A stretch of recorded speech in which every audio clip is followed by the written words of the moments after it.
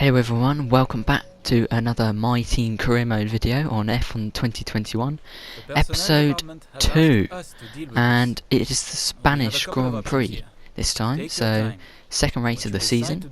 We're going to see if we can better our result in, oh god, where was it, Bahrain. So yeah, but first we've got something to sort out. Jack has been doing well in the gym, and we're going to improve his pace stat, so that should help the team and get some good points. Then we've just got usual activities to get on with, try and fill them out in the best time slot we can without losing too much money or morale and all those things. So that's all good. And then we're going to try and do any upgrades we can. I mean, we don't have any resource points at the minute, so really it's just about really doing facilities. And yeah, I think we're going to need to upgrade some of the facilities because I'm only really able to do one upgrade at a time for each facility with spec 0 or even spec 1, so I'm going to try and get the facilities upgraded much better so we can try and get developments on the car, because at the minute the car is a pig to drive. It's understeery on corner entry and then it's just oversteery on corner exit. So the only good thing about the car is probably straight line speed and mid corner rotation, I guess. But yeah, we're going to see if we can get Jack, our teammate, in the simulator a bit more, putting on an upgrade there. And you can see on paper it's supposedly ahead of Alfa Romeo, Williams and Haas. Last weekend, or the last episode in Bahrain, that seemed to be pretty accurate. We came 13th, so I think we were sort of battling nip and tongue with Alfa Romeo.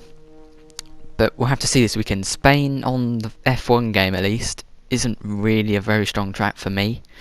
On Assetto Corsa and things like that, I'm alright at it, but I think just the downfalls of these cars just really surprises me going into every corner. You know, braking points are so much later now. I'm used to braking at like 100 meter boards and 75 meter boards, but with F1 you can brake at 50 meters and sometimes even 25 meters, or just not even brake at all. So yeah, I definitely think Catalonia is definitely a good example of that.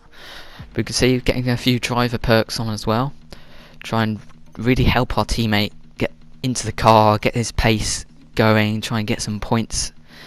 And we're going to see if all upgrades come in as well, because it'd be nice to get some ahead of Monaco, because I definitely think Monaco is going to be where we're going to need all those upgrades. So yeah, spark plugs coming through, so that's good. Any engine power we can get is good. For, well, Azerbaijan is after Monaco, so we all know that the big straights there are massive DRS trains, but if we can capitalise on those, that would be really, really nice. Completing the last of the activities then. I mean, I was sort of tempted not to fill out the aero department one, but you know, any upgrades we can get for the aero is going to be nice for Monaco. I know we were expecting some new developments. And a shame. There we go, one of the upgrades has failed, and it was a front downforce one, I think. So that's a shame we can't get that one on in time for either this race or Monaco. Yeah, there we go, front wing main flat. So that's a shame, but let's see if we can put it on for Azerbaijan. Yeah. Oh, we can get it on for Monaco. We can get it on for Monaco. So that is good. And with a 0% failure chance, so we can get it on for Monaco. That is really nice, because we're going to need all the downforce we can get at Monaco. Another track I'm not great at. You know, some, like Mr. Tim at Mardu, are track specialists. Monaco specialists. Not me. Not me at all, no. But we've got a marketing department thing to work out as well. Thanks for dealing with that. And we're going to take the resource points. Any resource points we can get, we'll take them. But yeah, we'll see if we get any more upgrades on the car, and then we shall go into practice. So there we go, looking at the tyre allocation. But that is it. So we are going to head into practice.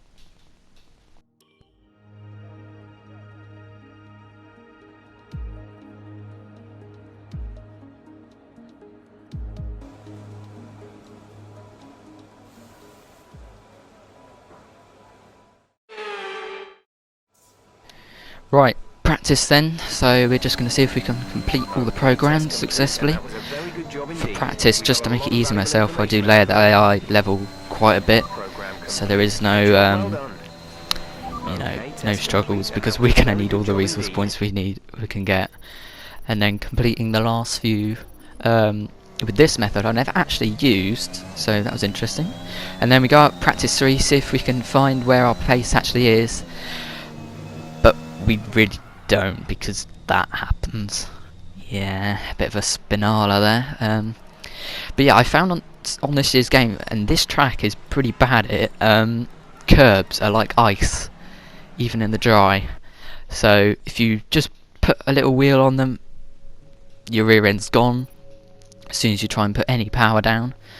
And yeah, and even when you're fully over the top of it, there's still a risk that it's not really gonna go in your favour. So yeah, try and not spin in quali or in the race at all. Gonna get some upgrades on, and resource points that we've earned are definitely reducing the cost of these upgrades that we probably will try and put on before qualifying if we can, just to get them on early, so there's no chance of them getting on after Monaco unless obviously they fail. So that's what we're going to try and do. Every upgrade we do is to try and get them on in time for Monaco. And if not, Azerbaijan. So yeah, there we go. We can't get the chassis one on for Monaco, neither the any of the power ones, but should be just looking set for Azerbaijan. But yeah, that was it in terms of upgrades. You can see we got a few minors and a major going on, but we're going to see where our pace truly lies at Spain. So let's head into quali.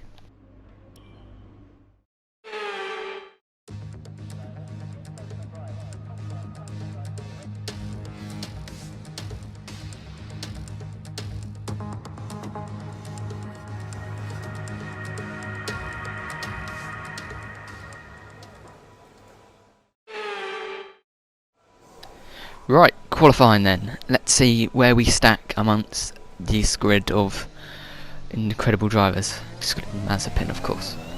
But let's see if we can beat Mazepin. That'd be embarrassing. So here we go.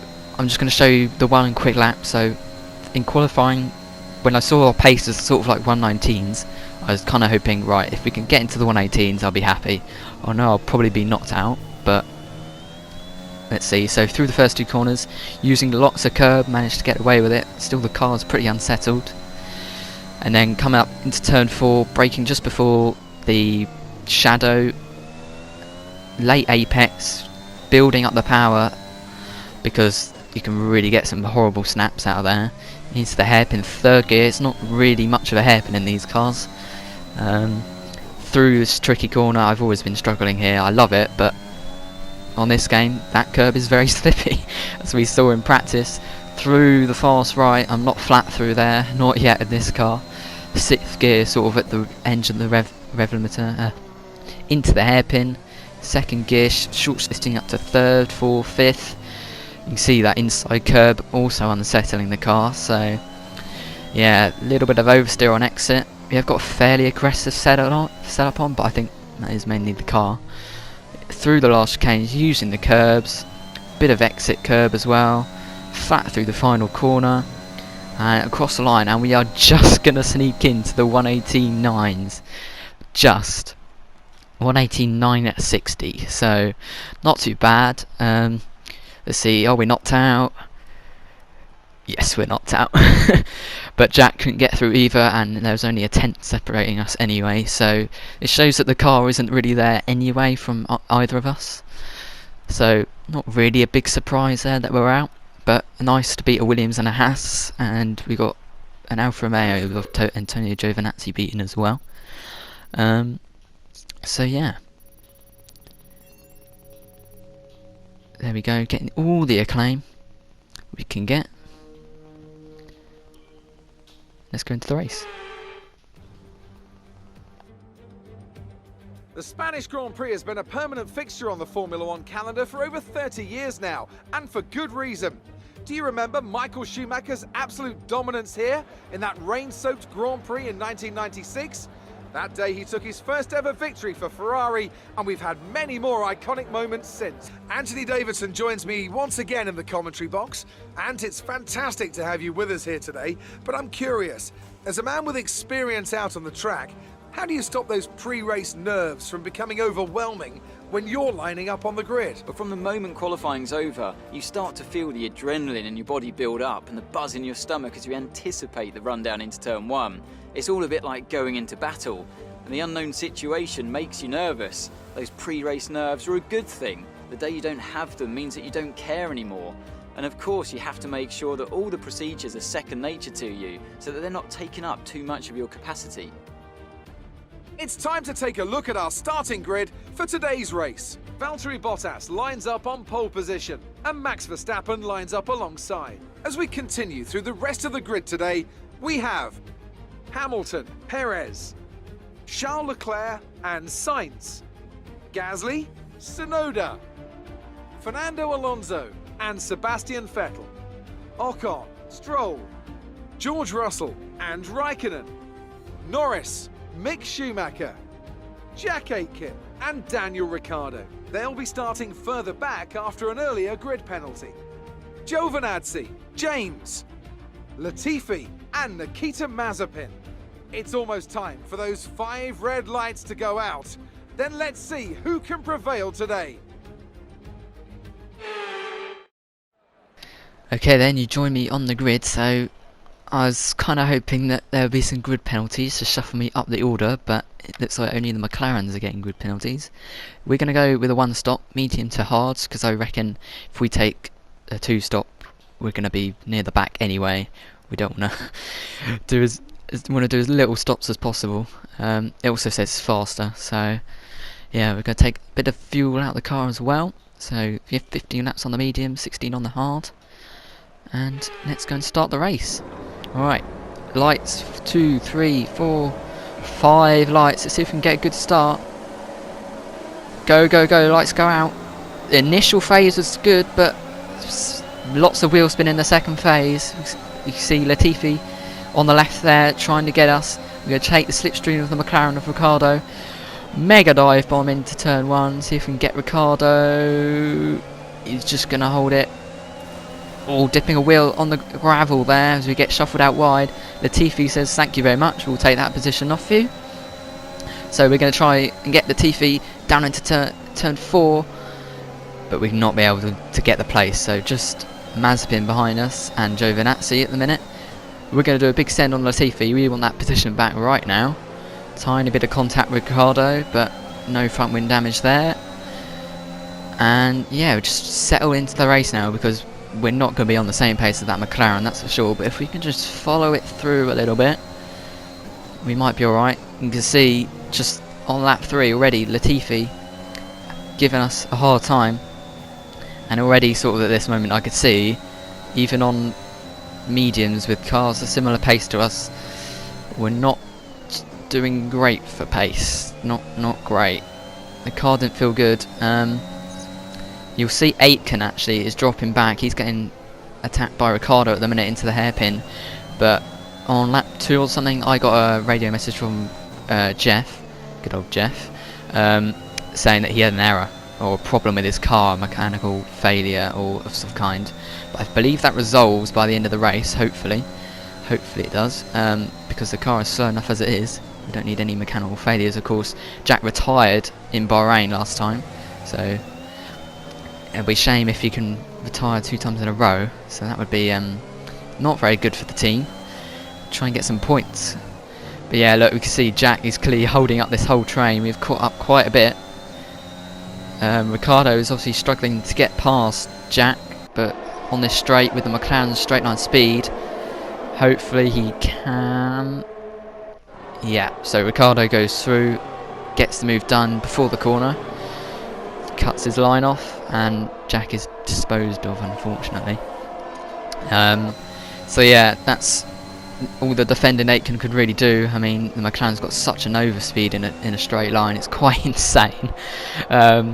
Even with our fairly good power unit, we couldn't really do much there. Here's me trying to go round the outside of Mick Schumacher, trying to get any positions we can, and then hopefully we can get Jack as well. Oh my god, nearly hit Jack as well if we go into the hairpin, but we've got the move done round the outside on Mick. Probably my best move of the race so far. And we're right tucked into the slipstream of Aitken here. We're going to go to the left. Oh, he moves slightly, but we're going to still send it up the inside. He leaves us the space. I don't really want to hang him out to dry too much if he's got a failure anyway. But it looks like Schumacher follows us through. But that is a position gain. We're up to 17th now. And then by the time we get to all the people pitting, such as Leclerc and some of the front runners doing 2 stops, so probably soft, medium, medium is their strategy, we are now in 13th. That is only because of people have pitted. That is not raw pace. And you can see, yeah, Norris lap 15 now. So most people have pitted. I was up to 8th then, but Norris said, no, I'm having that position, thank you very much. He's working from about 15th on the grid because he had grid penalties as well as Ricardo. So yeah, we're going to try and stick with Norris, but you can just see how much quicker he is. So we know we're not going to get that tow for very long. So we end up boxing. We're at the end of our tyre life anyway. So we didn't really fight Lando too much, we didn't need to. Okay, we're going to switch from the mediums to the hards. Try and get a quick pit stop. Come on guys. We need a quick pit stop now if we're going to try and get any decent position in the race. It's okay, it's not too bad. Could be worse. But yeah, you can see we do obviously stay in front of Mick and Latifi and Giovinazzi. But we're going to have to try and defend from them the entire race. Yeah. Looking rather difficult. All on the same tyres, same tyre life. But our car had absolutely no pace. No pace whatsoever. You can see front wing cam here, and Mick is just going to dispatch of us. But then he locks up, and we're going to try. We tried to take the position up the inside, and we have. It wasn't the cleanest of moves, but I saw a gap and I went for it. And you know, I don't want to try and lose too many positions at all. It ends up being, doesn't really matter because by lap 18, a couple of laps later, he gets us much easily anyway. And you can see Latifi actually is trying to get out the inside as well. And we're going to completely shaft Latifi off the track there. I didn't really mean intentionally to do that, but I kind of had so much understeer in the car anyway. But yeah, so he tries for a reply move. There's contact again. I don't fight this one quite as hard. And then we end up getting a really wide line in turn 3. We try and have a little look at turn 4 because we had the straight line speed for it, but he covers it off and there's nowhere I could overtake there. And then it's just really just going downhill constantly. Yeah, Mazepin overtakes us. So really, even with, you know, Jack's problems and whatever with the car, you can see actually by the end of the race we had no pace. I mean, I cut most of this race out because it was literally just losing time constantly. So yeah, Aitken doesn't get us at least, so we get 19th or something, but that's the end of the race, and we come home in a very bad position.